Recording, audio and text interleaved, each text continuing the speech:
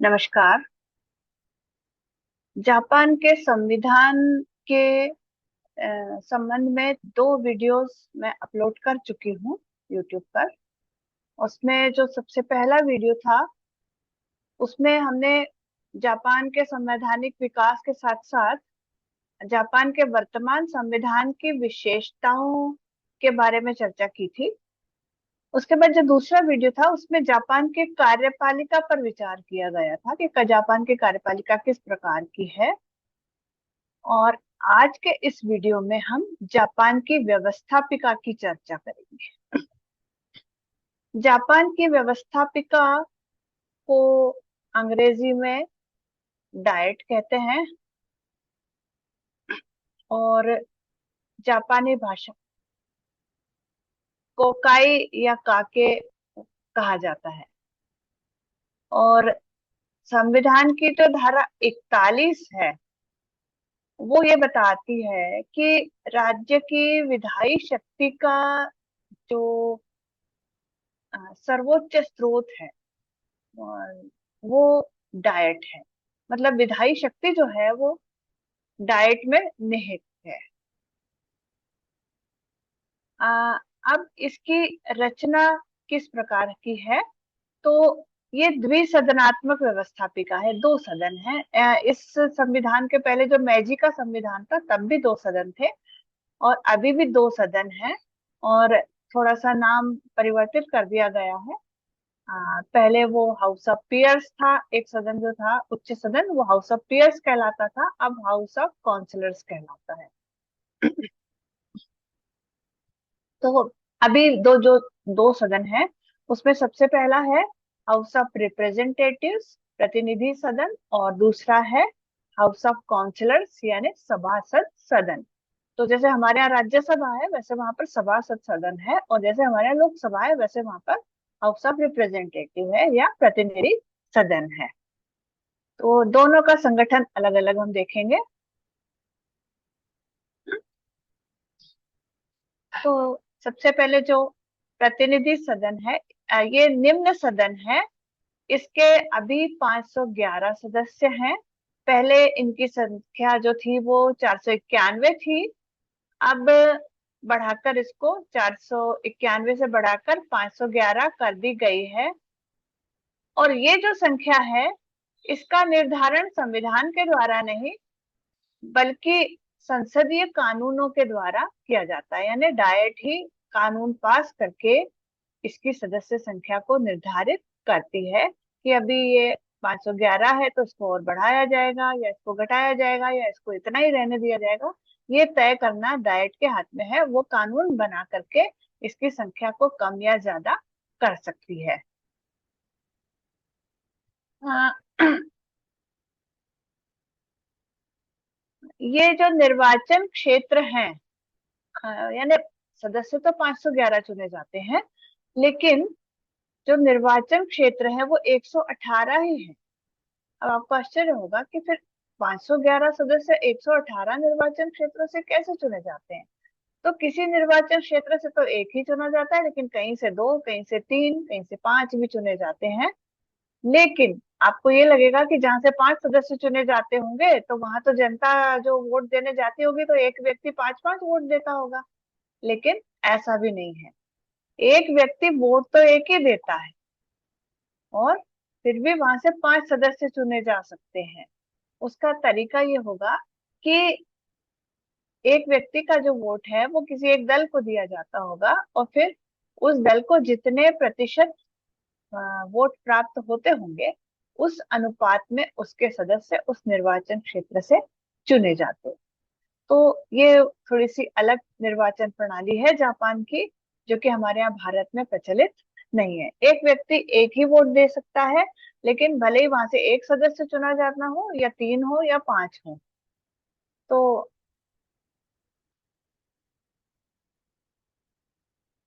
Tokyo से सात और प्रमावी द्वीप समूह से एक ही सदस्य चुने जाने की व्यवस्था है। टोक्यो जो राजधानी है जापान की वहां से सात सदस्य चुने जाते हैं।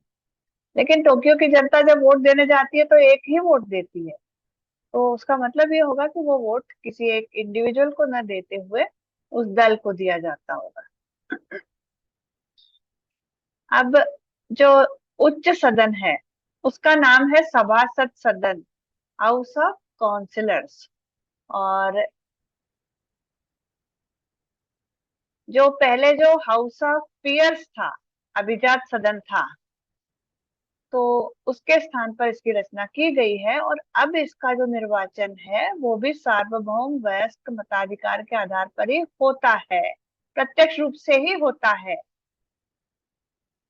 और प्रत्येक जापानी स्त्री पुरुष जिसकी आयु 20 वर्ष की हो वो इस सदन के लिए निर्वाचित करने का मतलब वोटर हो सकता है। निर्वाचित तो होने के लिए 30 वर्ष की आयु चाहिए।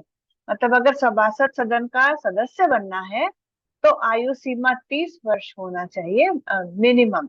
सबसे कम 30 वर्ष से कम आयु का व्यक्ति सभासद सदन का सदस्य नहीं बन सकता। लेकिन 20 वर्ष से कम आयु का व्यक्ति उसका वोटर भी नहीं हो सकता। तो वोटिंग तो होती है वहां पर, सार्वभौम वयस्क मताधिकार के आधार पर इस सदन का निर्वाचन होता है।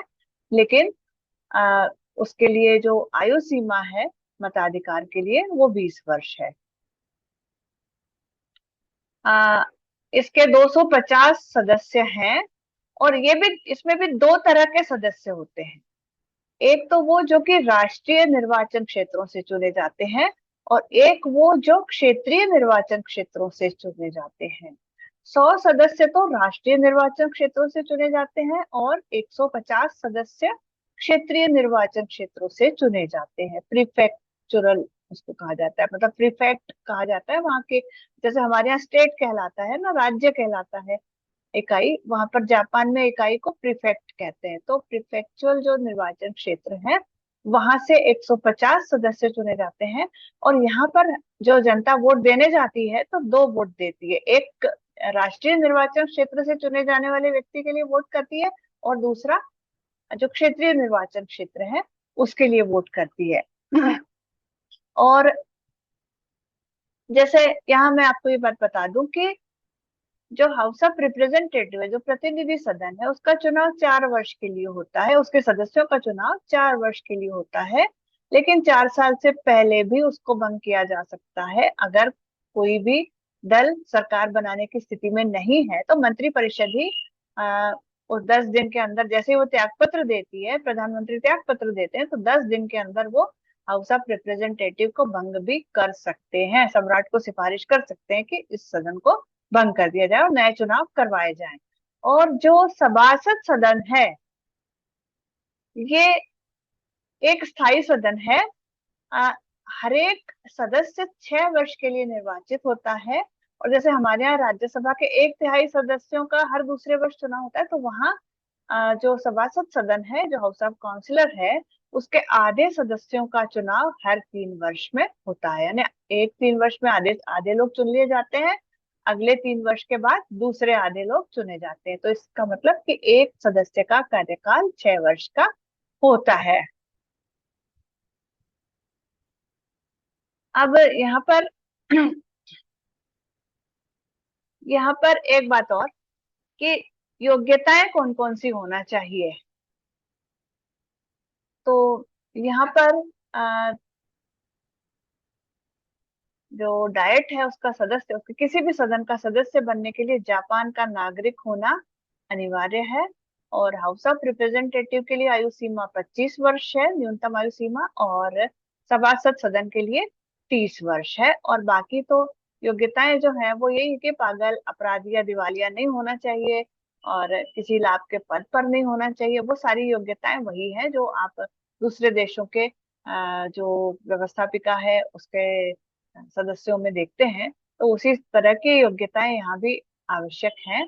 और जो अनर्हताएं हैं वो भी उसी तरह की हैं, कि ऐसा नहीं होना चाहिए, पागल, अपराधी या दिवालिया नहीं होना चाहिए, या किसी सरकारी लाभ के पद पर नहीं होना चाहिए, और जापान का नागरिक नहीं है तो भी वो नहीं हो सकता। चुनाव जन्मजात नागरिक होना जरूरी है यहाँ पर, ये है।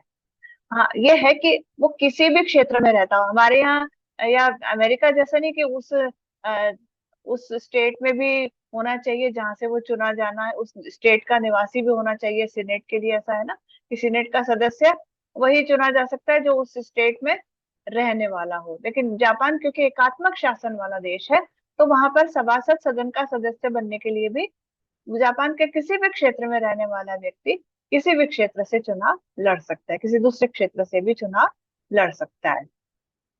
अब इसकी एक समिति व्यवस्था भी है। चार प्रकार की समितियां पाई जाती हैं। स्थायी समितियां हैं, फिर विशेष समितियां हैं, संयुक्त विधायी समितियां और संयुक्त सम्मेलन समितियां। मतलब पहली जो है स्थायी समितियां वो 6 हैं, और बाकी समितियां अलग अलग उनकी आवश्यकता के अनुसार उनको बनाया जाता है। स्थायी समितियां तो हमेशा रहती हैं, लेकिन जो दूसरी तीनों प्रकार की समितियां हैं उनका गठन कभी कभी किया जाता है। और एक सदस्य 3 समितियों से ज्यादा का सदस्य नहीं हो सकता। मतलब एक समय में एक जो व्यक्ति है वो 3 समितियों का सदस्य हो सकता है, एक साथ 3 समितियों का सदस्य हो सकता है। अब यहाँ एक बात और, थोड़े से उसके पदाधिकारियों के बारे में भी देख लिया जाए। जैसे हमारे यहाँ भी लोकसभा का एक अध्यक्ष होता है, राज्यसभा का अध्यक्ष उपराष्ट्रपति होता है, पदेन सभापति होता है। तो वहां पर तो ऐसा राष्ट्रपति और उपराष्ट्रपति तो नहीं है, इसलिए दोनों ही सदन अपने अध्यक्ष का चुनाव करते हैं।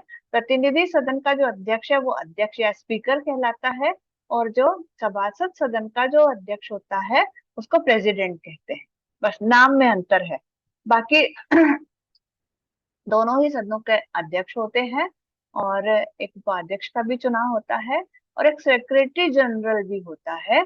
और अगर अध्यक्ष उपाध्यक्ष अनुपस्थित हो तो फिर सेक्रेटरी जनरल जो होता है वो कार्यवाही का संचालन करता है। और ऐसे ही जैसे भारत में भी अध्यक्ष को जो शक्तियां प्राप्त हैं, उसी तरह से जापान के जो डाइट के जो अध्यक्ष हैं, मतलब प्रतिनिधि सदन के अध्यक्ष और सभासद सदन के जो अध्यक्ष हैं, उनको भी सारी शक्तियां प्राप्त हैं। वो सदन में अनुशासन बनाए रखने के विषय में सारे कदम उठा सकते हैं। वो किसी सदस्य को दंडित भी कर सकते हैं, और विधेयकों के विषय में भी जो अंतिम निर्णय है वो अध्यक्ष का ही होता है कि कौन सा विधेयक धन विधेयक है, कौन सा विधेयक साधारण विधेयक है। और फिर अगर दोनों पक्षों में बराबर बराबर मत पड़ जाए तो निर्णायक मत देने का अधिकार भी अध्यक्ष का होता है। और सदन की सारी कार्यवाही, कब कौन बोलेगा, कब किस विधेयक पर विचार होगा, कब किस प्रकार की कार्यवाही की जाएगी, वो सारी व्यवस्था करना अध्यक्ष का ही दायित्व होता है। तो अध्यक्ष जो जापान के हाउस ऑफ रिप्रेजेंटेटिव का जो अध्यक्ष है, प्रतिनिधि सदन का जो अध्यक्ष है, वो अपने दल को नहीं छोड़ता है। और उस मतलब उतना सम्मानजनक तो नहीं है जितना ब्रिटेन का स्पीकर होता है। ब्रिटेन में हाउस ऑफ कॉमन्स का जो स्पीकर होता है वो अपने दल को छोड़ देता है, और उसके बाद जब तक वो स्पीकर बना रहना चाहता है तब तक उसका निर्विरोध निर्वाचन होता है। लेकिन यहाँ जापान में ऐसा नहीं है, वो अपने दल की गतिविधियों में भी भाग लेता है। और जिस तरह से भारत में अध्यक्ष होता है उस तरह की स्थिति उसकी भी होती है। लेकिन भारत के लोकसभा के स्पीकर से उसकी स्थिति अधिक सम्मानजनक है, लेकिन उतनी सम्मानजनक नहीं है जितनी ब्रिटेन के स्पीकर की है। तो अब हम आते हैं संसद की शक्तियां। संसद की जो शक्तियां हैं, पहला है अ, विधायी शक्तियां। सबसे पहला विधायी शक्तियां। अ, विधायी शक्तियों में मतलब डाइट क्योंकि व्यवस्थापिका है तो उसका सबसे प्रमुख काम अ, कानून बनाना है। और जापान में जो संविधान है वो लिखित तो है, लेकिन जो संघात्मक व्यवस्था नहीं है। तो इसलिए कोई संघ सूची, राज्य सूची, समवर्ती सूची ऐसा कुछ भी नहीं है। तो जितने भी विषय हैं उन सब पर जापान की संसद कानून बना सकती है। और राज्यों को कोई विषय दिए नहीं गए हैं, जितने भी विषय हैं सभी पर जापान की संसद या डाइट कानून बना सकती है। और दूसरी बात ये कि जो उसकी विधायी शक्ति है उस पर सिर्फ ये प्रतिबंध है कि संविधान लिखित है और न्यायपालिका के पास न्यायिक पुनरावलोकन का अधिकार है। तो संसद द्वारा बनाया हुआ कोई भी कानून या कोई भी संविधान संशोधन, जो कि आज तक कभी हुआ नहीं है लेकिन हो सकता है, तो वो संविधान के विरुद्ध नहीं होना चाहिए, और अगर वो संविधान के विरुद्ध पाया जाता है तो न्यायालय को अधिकार है कि वो उसको अवैध घोषित कर सकती है। तो एक प्रतिबंध तो उस पर ये है। दूसरा प्रतिबंध ये है कि जो नागरिकों के मौलिक अधिकार हैं उनकी व्यवस्था संविधान में कर दी गई है। हालांकि हमारे यहाँ जैसे वहां पर संवैधानिक उपचारों का अधिकार तो नहीं है, लेकिन फिर भी जो मौलिक अधिकारों की व्यवस्था है वो उसके विरुद्ध संसद कानून नहीं बना सकती। तो ये भी एक प्रतिबंध संसद की विधायी शक्ति पर है। पर लेकिन उसके अलावा संसद जो है वो अपने क्षेत्र में कानून बनाने के लिए पूरी तरह से स्वतंत्र है। लेकिन यहाँ ये भी कह दिया जाएगा कि संसद में बनाए जाने वाले जितने भी कानून हैं वो कार्यपालिका द्वारा ही बनाए जाते हैं। इसका मतलब ये है कि जो डाइट है या जो वहाँ की संसद है वो एक, उसके पास एक नकारात्मक शक्ति है कि वो चाहे तो उसको अस्वीकृत कर दे और चाहे तो उसको स्वीकृत कर दे। बाकी कानून बनाने के मामले में वो स्वयं इनिशिएटिव उतना नहीं ले सकती। इनिशिएटिव तो कार्यपालिका को ही लेना होता है। अब है कार्यपालिका शक्तियां। तो कार्यपालिका का निर्वाचन ही डाइट में से किया जाता है। ज्यादातर सदस्य, ऐसा नहीं है, कुछ सदस्य ऐसे भी हो सकते हैं जो डाइट के मेंबर नहीं हो और फिर भी वो कार्यपालिका में लिए जा सकते हैं। और उनके लिए ये बिल्कुल जरूरी भी नहीं है कि वो डाइट के सदस्य बन ही जाएं, किसी न किसी सदन के सदस्य बन ही जाएं। प्रधानमंत्री के लिए जरूरी है कि वो किसी न किसी सदन का सदस्य बन जाए, लेकिन अन्य मंत्रियों के लिए ऐसा बिल्कुल भी जरूरी नहीं है। लेकिन फिर भी कार्यपालिका जो है वो अपने कार्यों के लिए डाइट के प्रति उत्तरदायी होती है। विशेषकर जो प्रतिनिधि सभा है उसके प्रति उत्तरदायी होती है। और जो डाइट है वो सरकारी मामलों की जांच कर सकता है। अगर कोई, किसी ने कोई घोटाला किया हो या कुछ अनियमितता पाई जाती है तो वो अपनी समितियां बना लेती है डाइट, और समितियों के माध्यम से जांच पड़ताल कर सकती है और किसी भी प्रकार के डॉक्यूमेंट्स या जो भी जरूरी कागजात हैं वो संबंधित विभागों से मांग सकती है। और डाइट ने ये काम अपना किया भी है। तो कार्यपालिका को इस प्रकार से वो नियंत्रित कर भी सकती है, मंत्रियों से प्रश्न भी पूछ सकती है, पूरक प्रश्न भी पूछ सकती है, और उनकी आलोचना भी कर सकती है, उनके विरुद्ध अविश्वास का प्रस्ताव भी ला सकती है। तो डाइट इस प्रकार से कार्यपालिका को नियंत्रित कर सकती है। फिर वित्तीय शक्तियां। डाइट के पास वित्तीय शक्तियां भी हैं। जो वैसे बजट तो कार्यपालिका बनाती है, लेकिन वो तब तक लागू नहीं हो सकता जब तक डाइट उसको स्वीकृत न कर दे। और इस मामले में भी हाउस ऑफ रिप्रेजेंटेटिव की शक्तियां ज्यादा हैं। वित्त विधेयक सिर्फ हाउस ऑफ रिप्रेजेंटेटिव में ही प्रस्तुत किया जा सकता है। पहले जो सभासद सदन है, हाउस ऑफ काउंसलर्स है, वहां पर सिर्फ वो विचार के लिए ले जाया जाता है, और एक माह के अंदर अगर उसने उसको मूल रूप में या संशोधनों के सहित पास करके नहीं भेजा तो वो मान लिया जाता है कि वो पास हो गया है।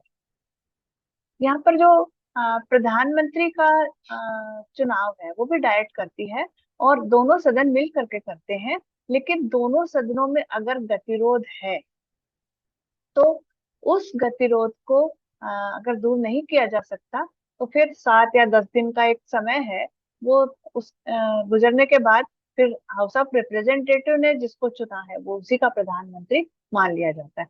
तो यहाँ भी हाउस ऑफ रिप्रेजेंटेटिव या प्रतिनिधि सदन की शक्ति ज्यादा है, सभासद सदन की शक्ति कम है। अब अ, वैदेशिक शक्तियां भी, विदेश नीति का निर्धारण डाइट के द्वारा किया जाता है। और वित्तीय शक्तियों में एक बात और बतानी थी कि यहाँ तक कि जो राज परिवार पर जो खर्च होता है उस पर भी डाइट का नियंत्रण होता है। डाइट की स्वीकृति जब तक नहीं होगी तब तक कोई भी खर्चा नहीं किया जा सकता, और खर्चा करने के बाद भी डाइट नियंत्रित कर सकती है उसको कि वो सही मद में खर्च किया गया या नहीं, इसकी जांच वो कर सकती है। तो वित्तीय शक्तियां पर्याप्त हैं डाइट की। वैदेशिक मामलों का संचालन, विदेश नीति का निर्धारण, ये भी डाइट के द्वारा किया जाता है। जो संधियां की जाती हैं उस पर डाइट की स्वीकृति अनिवार्य है। लेकिन अगर प्रशासकीय समझौते किए जाते हैं तो उस पर डाइट की स्वीकृति अनिवार्य नहीं है।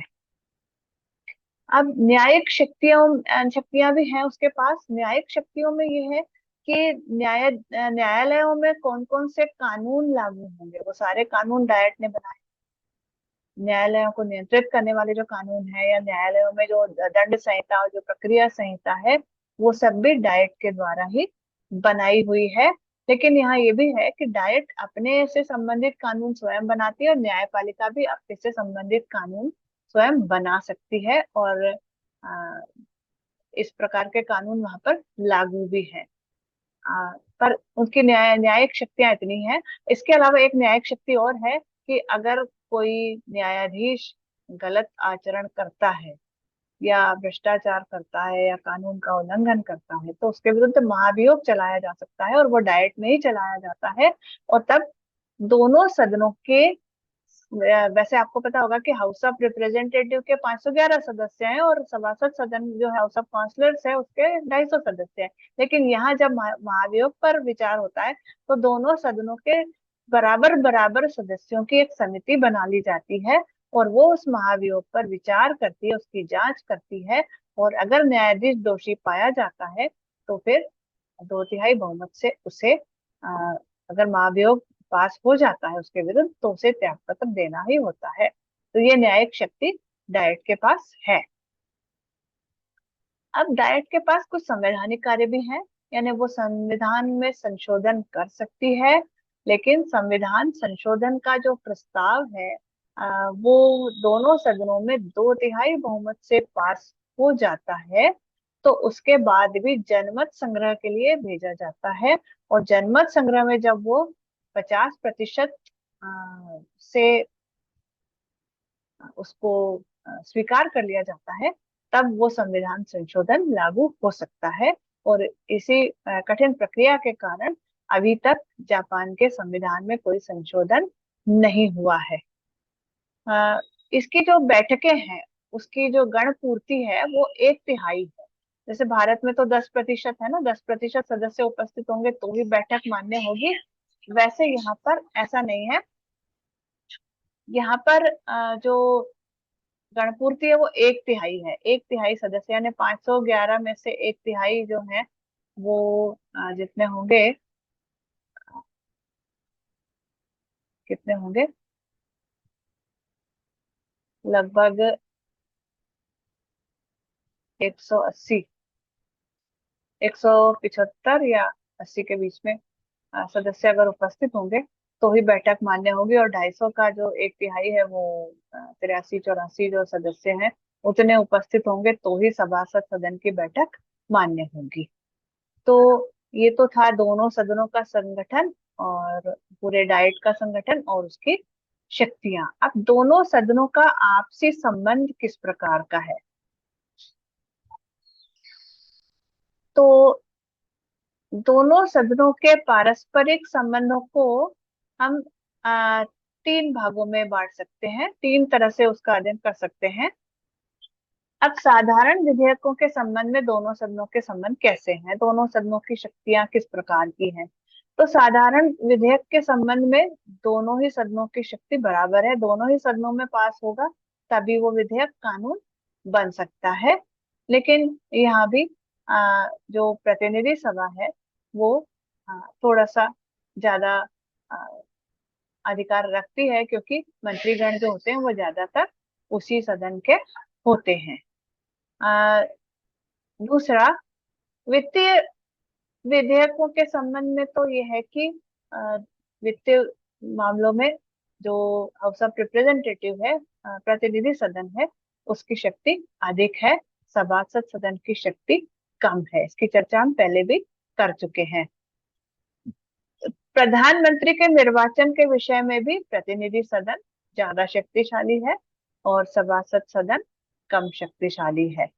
क्योंकि अगर दोनों के बीच में मतभेद होता है, और तो उसको हल करने की कोशिश की जाती है, और अगर नहीं हो सकता तो फिर कुछ समय तक इंतजार किया जाता है। उसके बाद प्रतिनिधि सदन ने जिसको चुना होता है प्रधानमंत्री, वही चुन लिया जाता है, वही प्रधानमंत्री बन जाता है। तो यहाँ भी प्रतिनिधि सदन ज्यादा शक्तिशाली है। तो ये तो था अ, हमारे इस वीडियो का जो विषय था। जापान की व्यवस्थापिका यानी डायट। तो मैं आशा करती हूँ कि आप लोगों को ये पूरी तरह से समझ में आ गया होगा। नमस्कार।